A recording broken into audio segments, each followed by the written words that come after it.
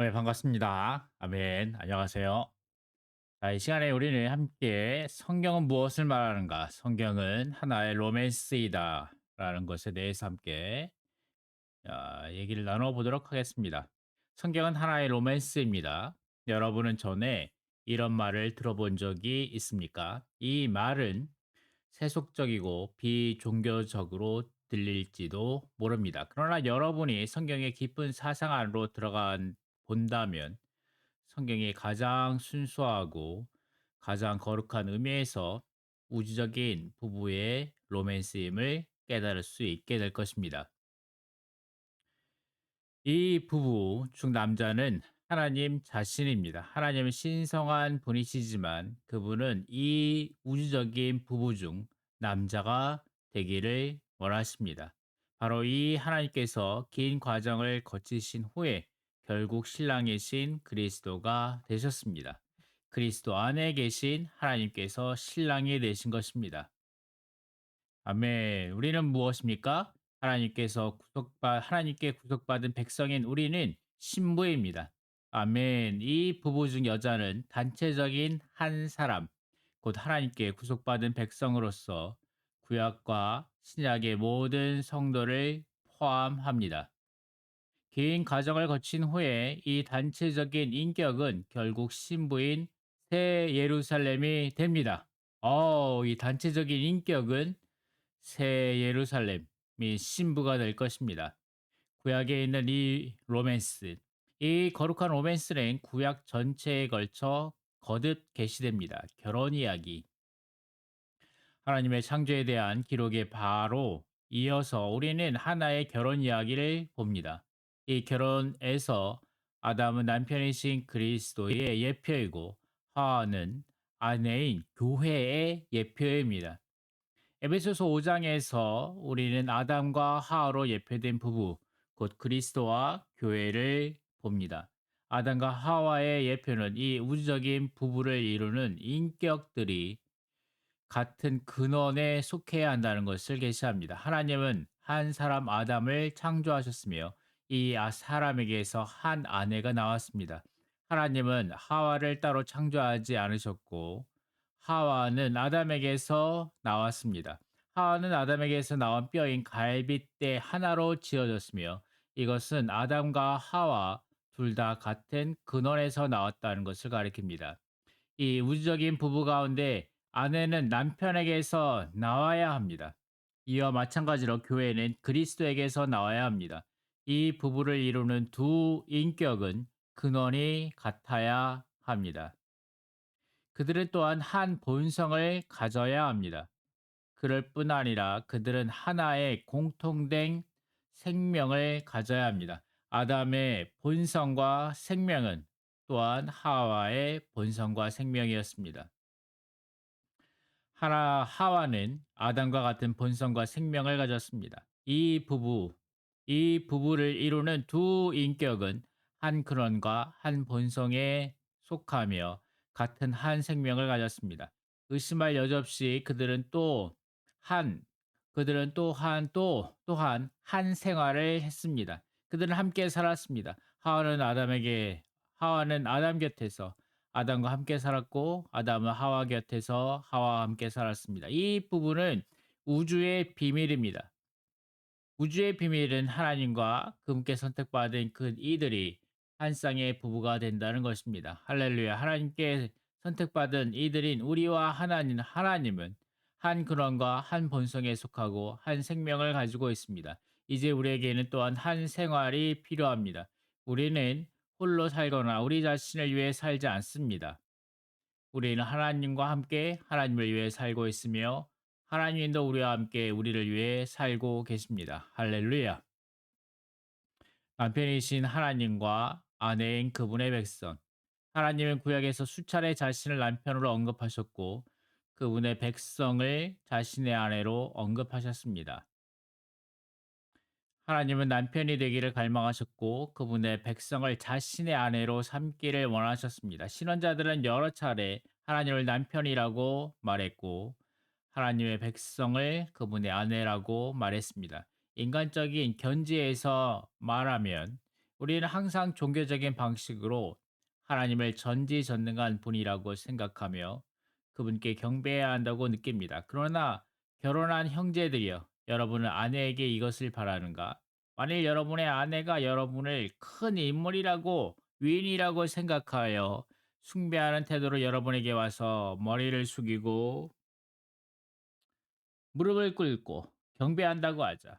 여러분은 어떻게 말하겠는가? 아마 여러분이 이렇게 말할 것이다. 여보, 어리석군요. 나는 이런 경배가 필요 없어. 나에게는 나를 안아주고 입을 맞추어 줄 사랑스러운 아내가 필요하오. 당신이 나에게 가벼운 입맞춤이라도 해준다면 나는 구름 위로 날아오를 것 같소. 우리 하나님은 분명 전능하신 하나님이시다.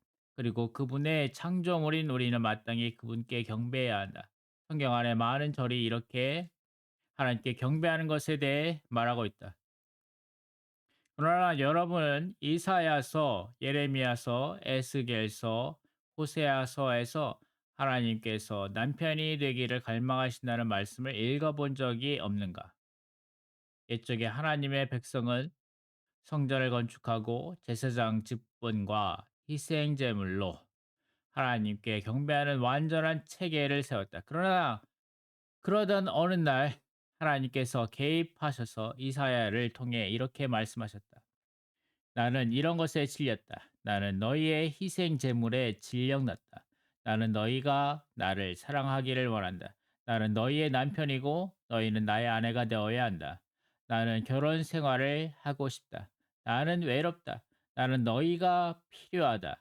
나는 너희가 선택한 백성인 너희가 나는 내가 선택한 백성인 너희가 나의 아내가 되는 것이 필요하다. 라고 말씀하셨다는 거죠.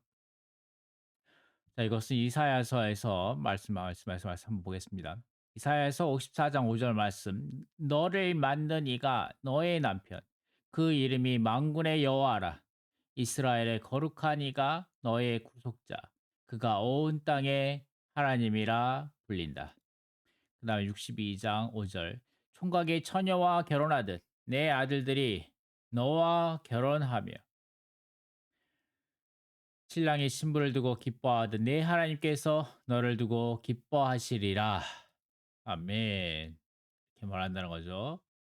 그다음에 아가에 있는 완전한 로맨스. 구약 39권 중에서는 아가라는 책이 있다. 아가는 다만 로맨스가 아니라 황홀한 로맨스이다. 여러분은 아가와 같은 로맨스를 읽어본 적이 있는가? 아가는 내가 알고 있는 로맨스 중 최고의 로맨스이다. 아가는 사랑에 빠진 두 여인에 대해 말한다. 나는 사랑에 빠진다. 라는 말을 좋아하지 않지만 그러한 일이 있다는 사실을 부인할 수 없다. 아가에서 우리는 어떤 남자와 사랑에 빠진 한 여자를 발견하는데 그 여자는 이렇게 말한다. 오, 그의 입에 입맞춤으로 내게 입맞춤해 주었으면 나는 이것에 목마르답니다. 곧바로 살아가는 이가 곁에 오고 그 이가 당신으로 바뀐다.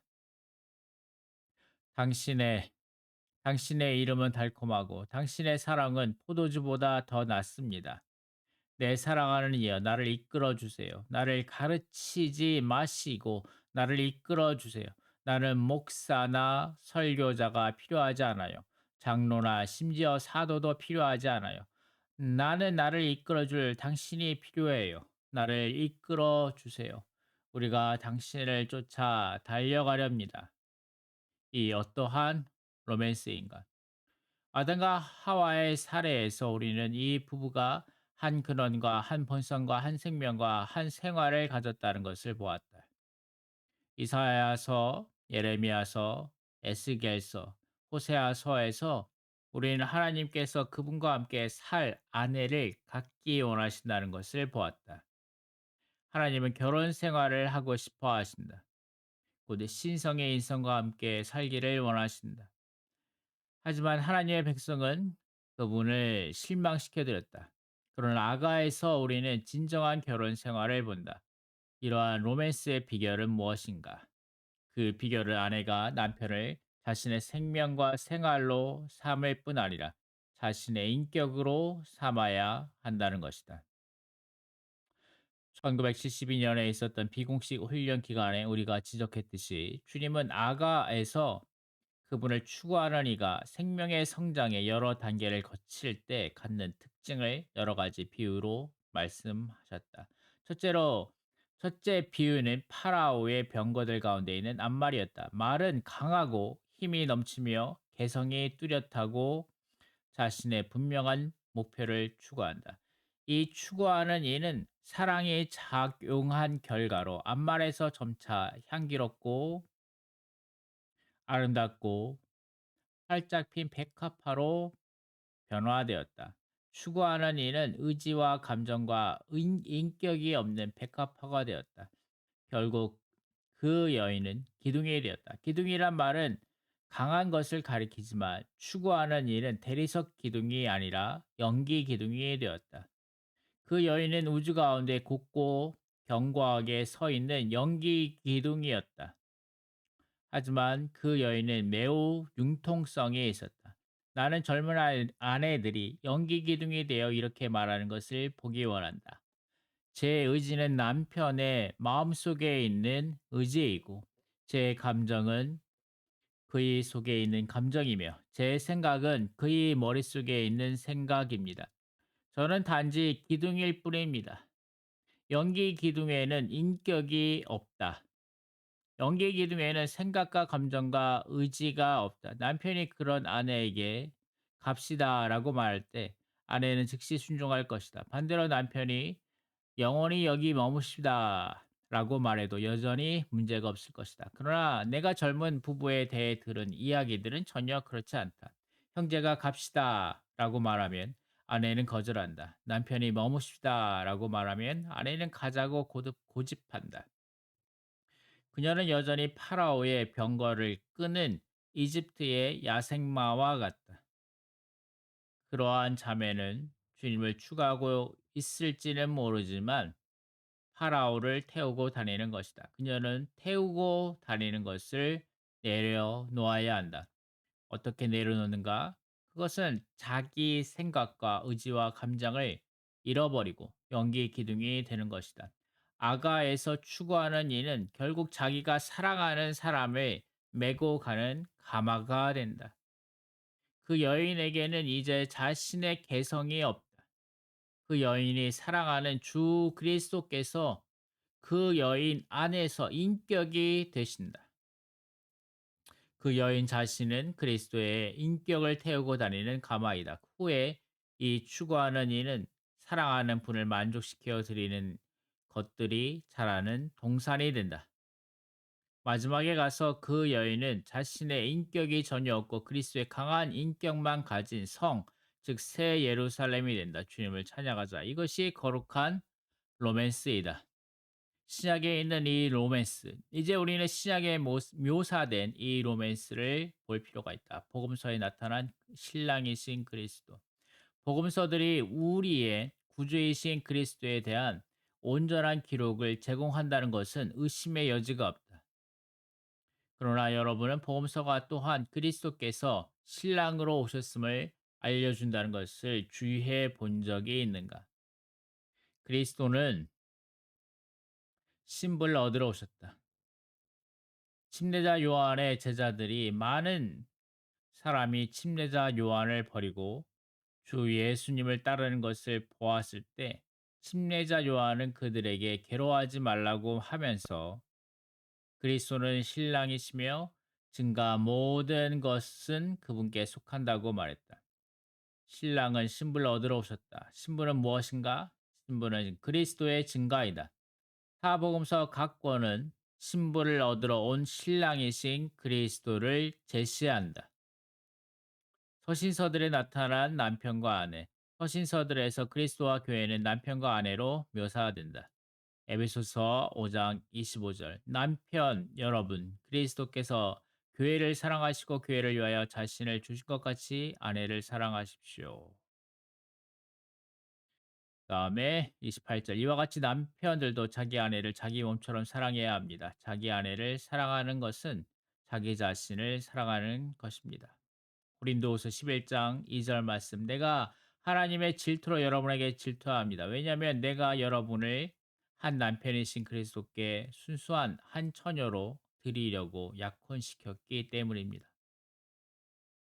서신서들은 분명 그리스도와 교회를 남편과 아내로 비유하고 있다. 서신서들이 밝혀주는 것들을 우리가 깨닫는다면 그리스도는 우리의 남편으로 계시되시고 믿는 이들은 그분의 배필, 그분의 아내로 계시된다는 것을 보게 될 것이다.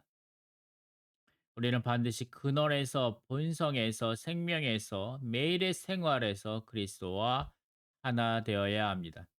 요한계시록에서 나타난 그리스도와 그분의 백성의 결혼. 요한계시록에서 그리스도는 결혼하시는 분으로 계시되시고 요한계시록 19장 7절 말씀 우리가 기뻐하고 크게 기뻐하며 그분께 영광을 돌립시다. 왜냐하면 어린 양의 결혼 날이 다가왔고 그분의 아내도 자신을 준비하였기 때문입니다. 어린 양, 신랑이신 그리스도죠. 어린 양의 결혼 날이 다가왔고 그분의 아내도 곧 교회이며 믿는 이들이죠. 그분의 아내도 자신을 준비하였기 때문입니다. 새 예루살렘은 그리스도의 아내로 계시됩니다. 새 예루살렘은 그리스도의 아내로 계시됩니다. 아멘. 그리스도의 아내. 네, 또 내가 보니 거룩한 성 새 예루살렘이 하늘에서 하나님에게서 내려오는데 남편을 위하여 단장한 신부로 준비되어 있었습니다. 마지막 일곱 장이 가득 담긴 일곱 대적을 가진 일곱 천사 중 하나가 나에게 와서 말하였습니다. 이리 오십시오. 내가 신부 곧 어린 양의 아내를 보여드리겠습니다. 19장에서 우리는 그리스도께서 결혼잔치를 누리실 것임을 보며 21장에서는 새 예루살렘이 그분 그리스도의 아내가 될 것임을 본다. 성경의 마지막 두 장인 21장과 22장에서 우리는 성경 전체의 궁극적인 완결이 이 우주적인 부부, 곧 남편과 아내라는 것을 보게 됩니다. 우주적인 부부와 우주적인 사람. 더욱이 성경은 두 인격으로 이루어진 이 부부가 한 몸이라고 말합니다. 한 몸. 그러므로 남자는 부모를 떠나 아내와 결합하여 그들이 한 몸이 됩니다. 아멘. 에베소서 5장 31절 말씀. 그러므로 남자는 부모를 따라 아내와 합하여 그들이 한 몸이 되어야 합니다. 아담과 하와는 한 몸이었다. 그들은 한 몸이었기 때문에 또한 한 사람이었다. 그리스도와 그분께 선택받은 백성은 우주적이고 단체적인 한 사람으로서 남편이신 그리스도의 머리이시고 아멘. 남편이신 그리스도는 머리이시고 아내인 교회는 몸입니다. 결국 이 둘은 모든 것을 포함하고 우주적이며 단체적인 한 사람이 됩니다. 에베소서 5장에서 교회는 아내로 제시되고 1장에서 교회는 그리스도의 몸으로 제시됩니다. 교회는 그리스도의 아내이며 그리스도의 몸입니다. 그리스도는 교회의 남편이신 그리스도는 교회의 남편이시며 교회의 머리이십니다. 그러므로 그리스도와 교회는 우주적이고 단체적인 한 사람입니다. 이것이 하나님의 말씀 안에 있는 신성한 계시의 핵심입니다. 핵심은 바로 한 쌍의 부부와 한 사람입니다.